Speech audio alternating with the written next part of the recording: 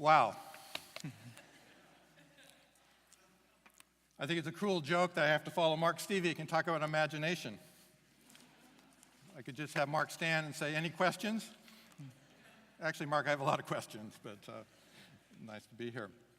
I was asked to speak on the topic of lives of imagination, and I was delighted to accept the opportunity because it's a chance to come home, to spend some time with some colleagues and on a campus that did a great deal to enrich my own imagination.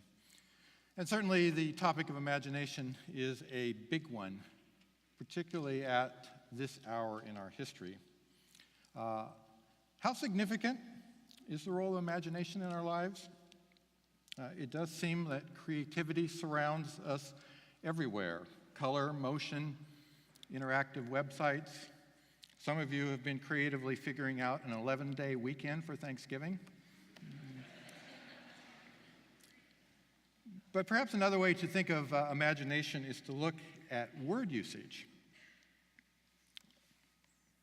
So according to this chart, which actually shows the percentage of words used in books that were published in English over the last 2 centuries, imagination seems to be heading in the same direction as the New York Jets this season. This lines up with all those fears that we are seeing the decline of the fine arts and the humanities. In fact, at present, only about 7% of American colleges and university students are enrolled in the humanities, which is actually about the same percentage of the total votes that New England gets in the Electoral College. Today, on a percentage basis, the term imagination is used less than half as often in books written in English than it was in 1800, right at the beginning of the Romantic Age. In the middle of that Romantic Age, Ralph Waldo Emerson wrote, "Science does not know its debt to the imagination, but currently, many people are more likely to see the imagination simply indebted to neuroscience." We do, for good reason, tend to associate truth with careful observation. Notice, for instance, how imagination compares to perception. Different trajectories. Actually, recent neuroscientists tell us that imagination and perception are running in 2 different electrical currents in our brains. It actually might even be more interesting to compare imagination with another word associated with creativity, innovation. Similar concepts, yes, but actually some subtle differences. And one way we might think about some of these differences is simply to Google imagination and innovation and see some of the prominent images that emerge. Let's take a look at some screenshots right now. I'll give you a second and look at the prominent images that come up when you Google imagination. Now, innovation.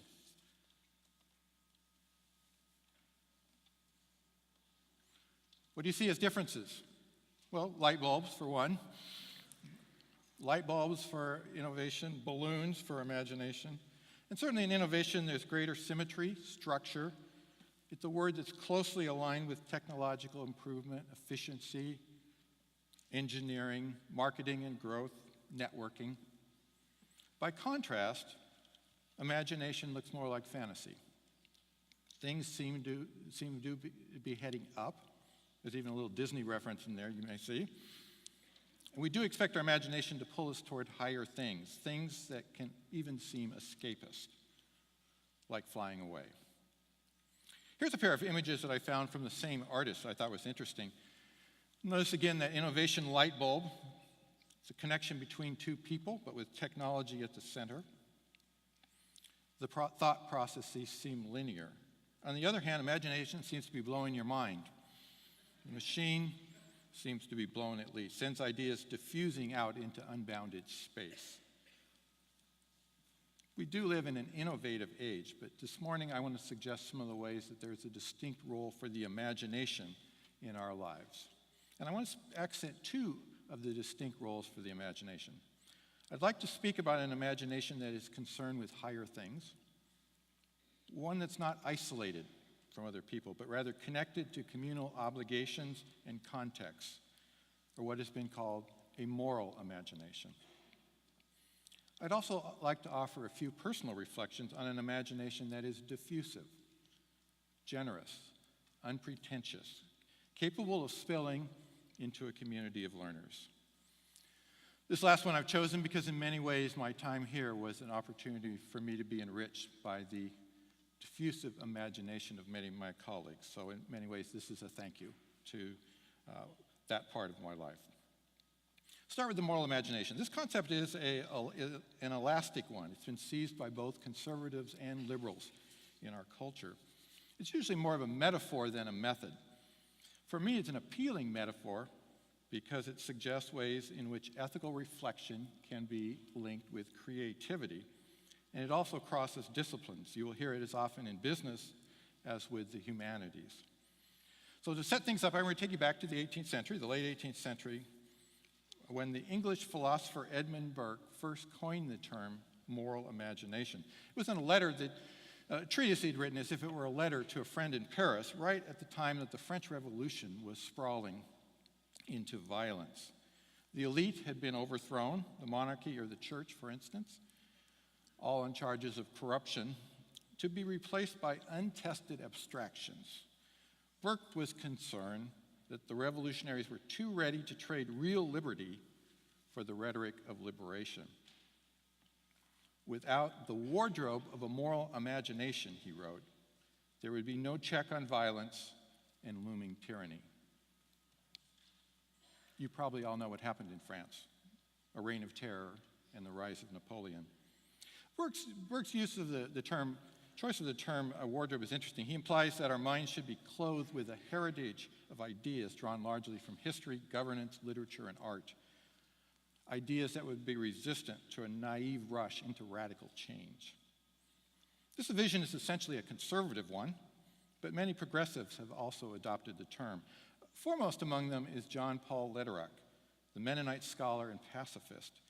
He depicts the moral imagination as what moves us beyond partisan and ideological dead ends, the kind of dead ends in which we find ourselves so often in American politics. In a study on peacekeeping and peacemaking, Lederach observes that all the varying notions of a moral imagination dwell on the quality of transcendence, the patience, ethical fervor, and intellectual agility to escape what appear to be narrow, short-sighted, or structurally determined dead ends. We get caught too often in either or. We need to imagine new remedies. Virtue requires us to move beyond the boundaries of habit and tribal loyalty. Almost all scholars, regardless of their political stripe, perceive the moral imagination built on empathy.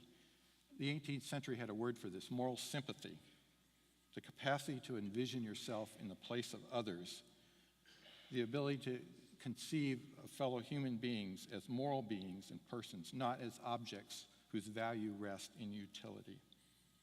I'm going to linger with these ideas, and to do so, I want to take you into one of the most hotly contested issues of our time, immigration. Last May, I visited the border between Nogales, Arizona, and Nogales, Mexico. This is one of the most highly militarized stretches of the border. Massive surveillance, drug and smuggler tunnels, stretches of the border that are defined by regular arrests. I had gone there with a group of faculty from Westmont College to see firsthand the many sides of the struggle. I'm sure I don't need to remind you about the bleak discourse about immigration in the last campaign.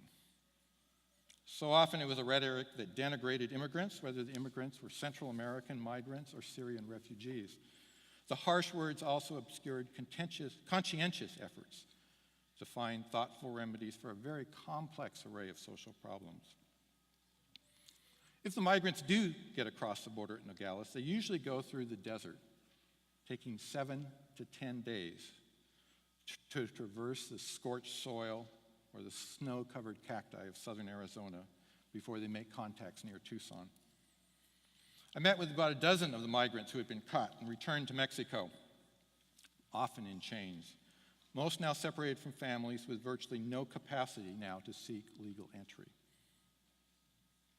In some respects, they were the fortunate ones. In the last couple decades, hundreds of bodies have been found dead in the desert. We hike trails where there are crosses marking the sites where some of those migrants had succumbed. We also visited the U.S. Border Patrol, where agents expressed their own fears about encountering drug traffickers. In the patrol office, there was more than one poster urging against suicide. There were fears and anxieties on both sides. We visited the Homespun Memorial on the Mexican side of the fence, where Jose Antonio and Elena Rodriguez, a young 16-year-old boy, an innocent bystander, had been shot multiple times by a border agent who lost control when he saw other children throwing rocks. Jose is now a common icon of that struggle. I was struck by this image of Jose Antonio. It's painted on a school building. He is presumably jumping rope, but there is no rope, only a flak jacket. The white spray-painted wings and halo do not seem to be the strokes of the original artist. It's a reminder that the cry of innocence and injustice, as it so often does on border walls, relies on the idioms of graffiti. Yet in the midst of this tragedy, there are acts that express a deeply Christian and imaginative effort to seek a just mercy. On the American side, we were introduced to the group of the Tucson Samaritans, a mission of Southside Presbyterian Church. For 2 decades, they have carried food, water, and medical supplies in the desert to nourish and care for the migrants without surrendering them to authorities. Remarkably, they have done so with the blessing of the U.S. patrol agents. Why? Because the leaders of the church had the imagination to see the agents as human beings struggling with their own fears and ethical quandaries. And they were able to convince those patrol officers that no humane policy on border management should accept starvation, heat stroke, and death as a legal solution. A migrant's death in the desert should not be an implicit and appropriate administration of justice. The Samaritans had been able to win the officers' respect for their Christian vision to care for the suffering and to welcome the stranger without reprisal. There were many other places on the Mexican side where we saw lives devoted to imaginative work, even a blend of art and policy. One of those places was the House of Hope and Peace. It is poised on a small hilltop about 3 miles to the northwest. The border fence crawls over the undulating hills.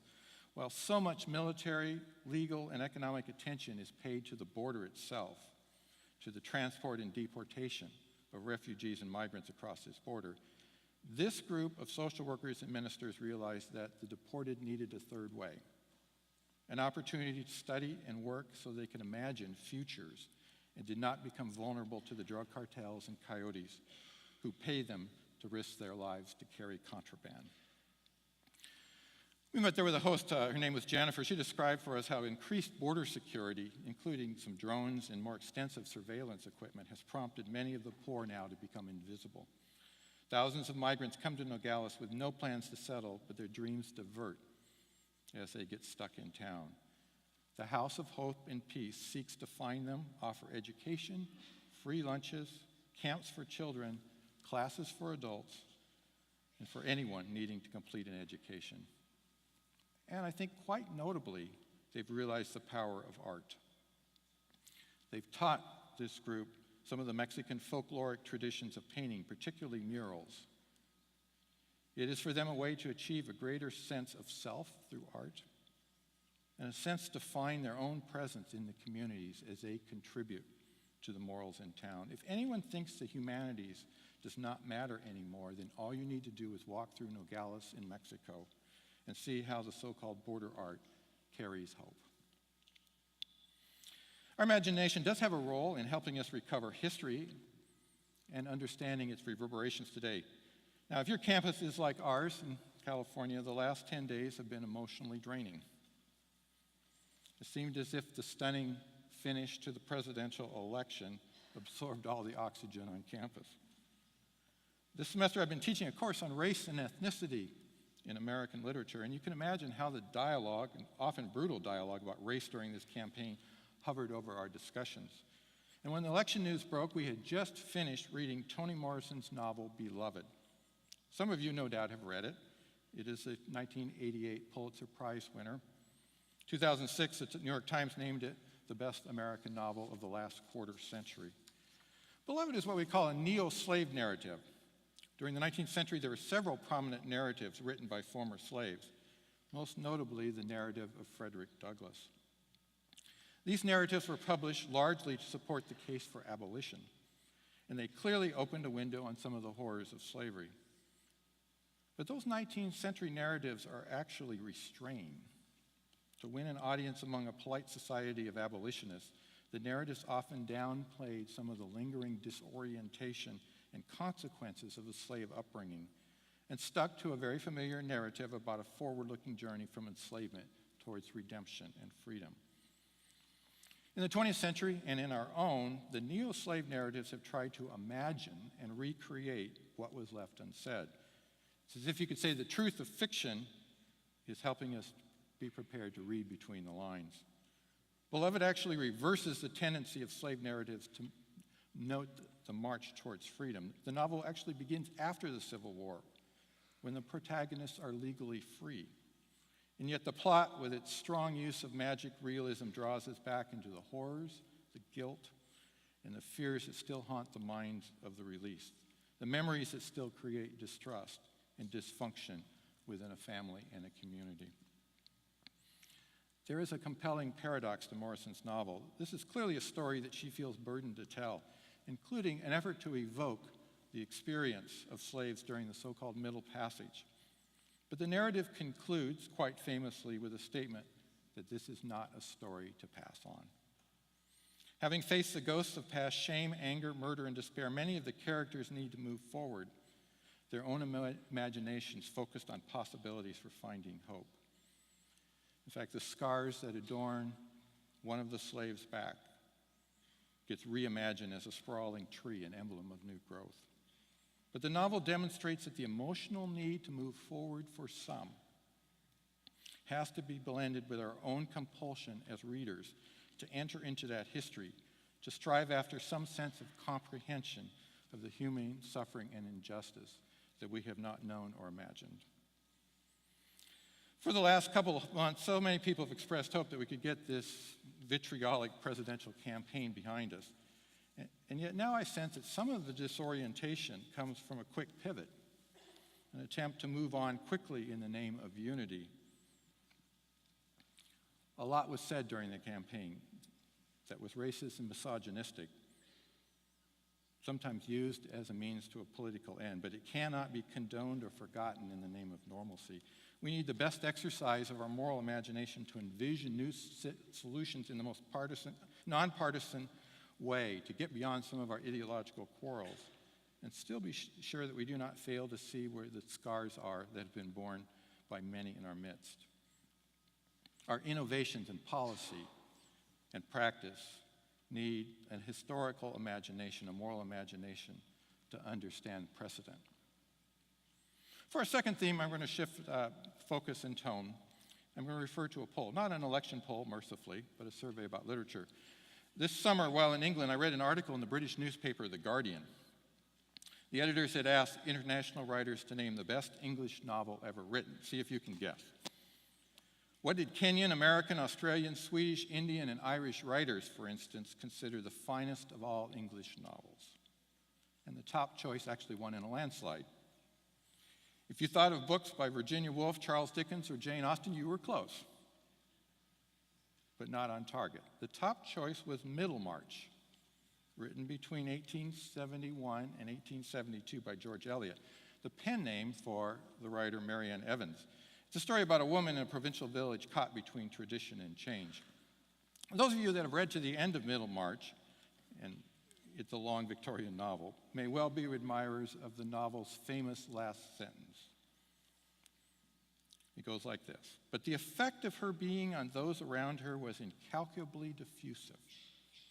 For the growing good of the world is partly dependent on unhistoric acts, and that things are not so good, it's not so ill with you and me as they might have been is half owing to the number who live faithfully a hidden life and rest in unvisited tombs." We'll skip the unvisited tombs part of that quote, as elegant as it is, and I'll linger for a moment on that striking expression, incalculably diffusive. Now, there are many books and seminars on success and achievement in life. You've probably read some and attended some of those events. And most of those set out to describe the 7 habits or the 70 habits of highly effective people. I've not yet been to one of those seminars that advise people to be incalculably diffusive. You are more likely to see an emphasis on single-minded focus. To succeed, we are encouraged to have singular goals and to avoid distraction. Success, you might say, is often just another version of Pokemon Go. The term incalculably also might make people a little nervous.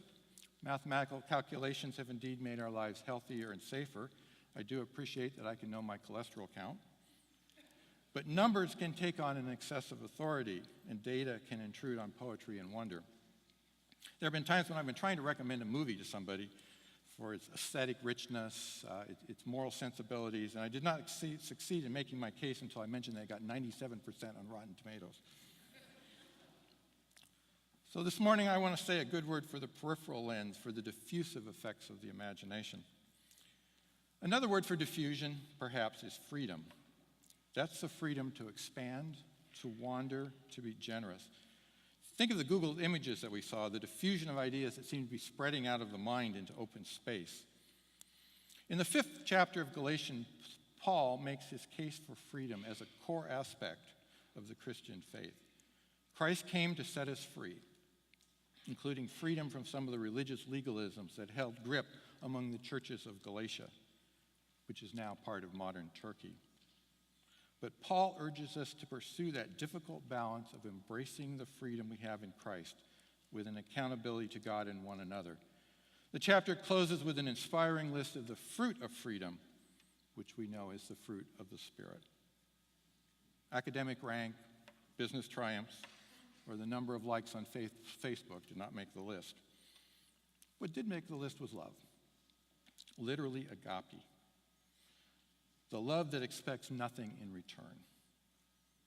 I think of the Westmont professor who sends a famous poem or image to a student or colleague about 3 months after they have lost someone close to them.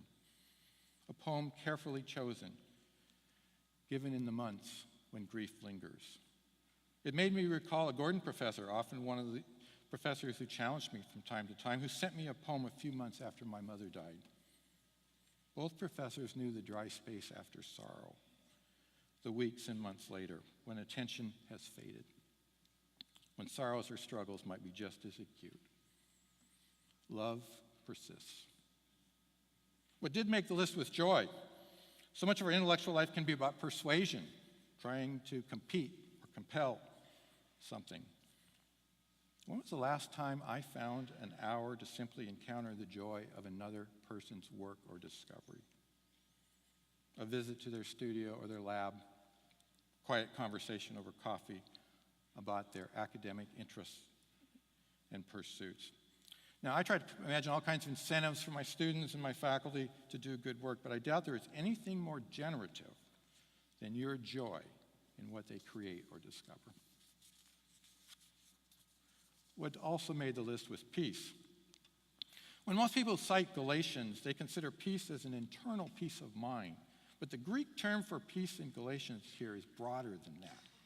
It blends 2 words meaning to tie together into a whole. It is so easy, I must admit, as an administrator or for anyone in a leadership role, to simply long for peace, to wish for a peace when others simply conform or comply. I do know the decisions that I make, and even the way in which I make them, can sometimes confuse or disappoint individuals. It's natural to let that tension linger and fester. Sometimes the best peace march for me is that walk to a colleague's office and the patience to hear out a concern before judgment. Building trust requires those walks. What also made the list was gentleness. For the most part, I think I respond with gentleness to most difficult situations, but I'm not always gentle in my mind. A little more grace or restraint in those internal conversations can help me face others with more goodwill. To reimagine the conversation that I had in my head in ways that are less controlling or triumphal. What did make that list was faithfulness. Many of us tend to equate faithfulness with consistency, showing up every day or every Sunday at our church. But perhaps an imaginative faithfulness is one that continually seeks a larger sense of faith and belonging, a sense of connectedness to other Christians and other traditions and customs. Just over a year ago, I was in Australia before Easter, and I encountered this image for Palm Sunday. You can see the familiar palms here, things that you would likely see in an Anglican service. You can also see the people gathered over the dotted landscape. This is all typical of Aboriginal art. Apparently, in some Aboriginal churches, images of the cross now incorporate some of these U-shaped arcs. They serve as prompts for discussing the Trinity or Christian pilgrimage with a recognition that people from their tradition and their culture belong in that pilgrimage. These images show different peoples of faith from different cultures sharing images and metaphors for what is, after all, a Christian mystery for all races. Being faithful, you might say, requires is not simple conformity to local habits of mind, but an empathetic imagination. The last fruit of the Spirit is self-control, the one that reminds me that I should probably stop talking now. It is interesting that this term in Greek was originally associated with the exercise and use of power. But it changed after Plato and several other disciples of Socrates began to use it to describe power over oneself. And it carries that connotation into the New Testament. It carries to us a reminder that the imaginative life often requires restraint and the capacity to listen. Think of some of the best art that you've seen or the best films that make use of open spaces, long, still shots, silences. At times, the greatest act of the imagination is to remain silent. Middlemarch's final claim usually does not end up on a list of professional goals. Eliot simply observes that if things are not so ill with you and me as they might have been, it is half owing to the number of who live faithfully a hidden life. Quiet fidelity. A quiet fidelity that may be a big part of the efficacy of grace. And the fruit of the Spirit, to be honest, is really not a part of anyone's strategic plan. Rather, it requires what Richard Hayes of Duke Divinity School calls an imaginative obedience to the moral vision of the New Testament. And to be honest, much of it doesn't come naturally to us. We are surrounded by tasks and distractions, both real and virtual. We may imagine new ways of being present in the lives of others. We need to imagine new ways of being present in the life of others.